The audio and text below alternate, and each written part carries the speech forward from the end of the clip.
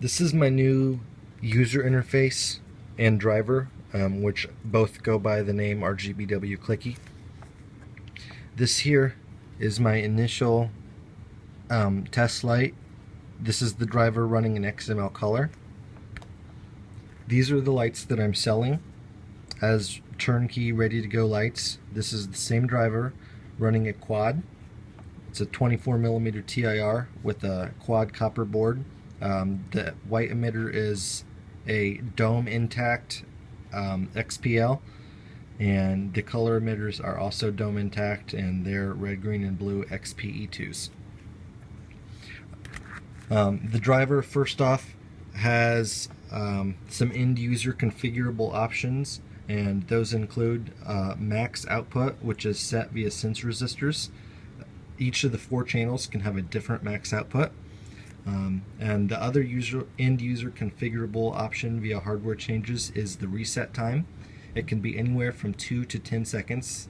This one currently is set to the full 10 seconds, and you change that by alternating the ratio of cap to resistor.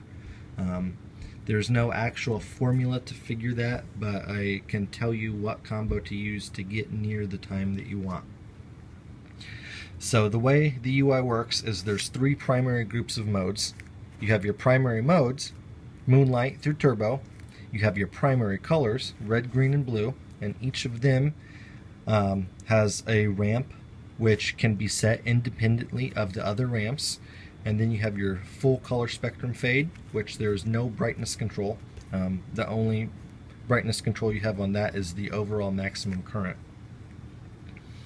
So the light has memory and will turn on at your saved last used mode. The only memorized levels are your primary modes. It does not memorize the colors.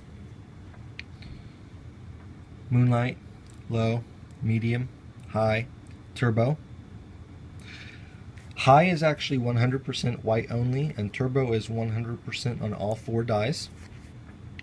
It has off-time based memory. To enter into your color modes, you do a triple tap, 1, 2, 3. It will come on at your saved color, and it will remember each individual step, so you can have red at the bottom and green at the top, or any combo you want. To switch between colors, you do a double tap, 1, 2, 1, 2, 1, 2. And to begin the ramp, you do a quad tap, 1, 2, 3, 4. It will always start going down unless it's at the bottom. It obviously will start going up then. At the top of the ramp, the white die will come on. To set your ramp position, you do a single tap.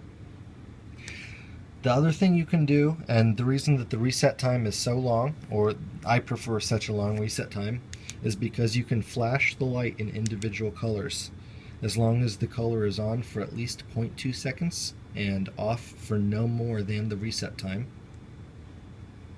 This can be used for signaling or Morse code if you happen to know that.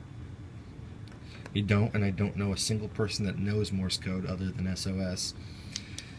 So let's give it 10 seconds to reset. And again, the reset time can be as low as 2 seconds. That's something that you can configure without any coding.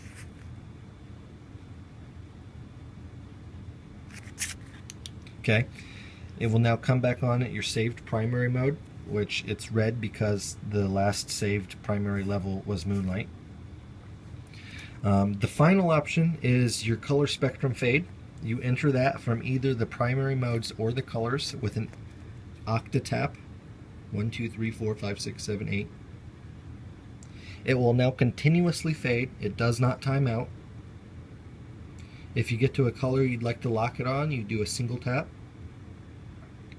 The next time you tap, it will reset back to your saved primary level. One other thing I want to show you is back in color, 1, 2, 3. Because I have such a long reset time, if I needed to get back to primary quickly and I didn't feel like waiting the 10 seconds, I could do 9 quick taps, and that will bring me back to my saved primary mode. 1, 2, 3, 4, 5, 6. Oh, I messed up. 1, 2, 3, 4, 5, 6, 7, 8, 9. You see it's now back in my primary modes.